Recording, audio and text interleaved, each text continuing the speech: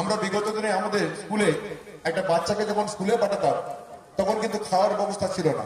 মমতা বন্দ্যোপাধ্যায় প্রথম খাওয়ার ব্যবস্থা করে দিয়েছেন, মিড ডে মিল চালু করে। মমতা বন্দ্যোপাধ্যায় করে দিয়েছেন বাচ্চাদের ড্রেসের ব্যবস্থা করে দিয়েছেন।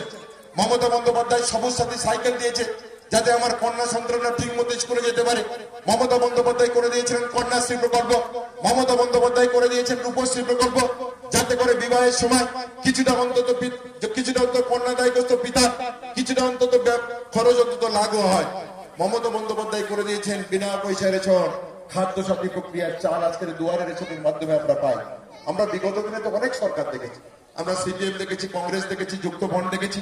কোনোদিন কোন সরকার তো দেখিনি একটা প্রকল্প গোটা বাংলার মানুষের জন্য করেছে যে প্রকল্পকে সামনে রেখে তারা ভোট চাইতে পারে।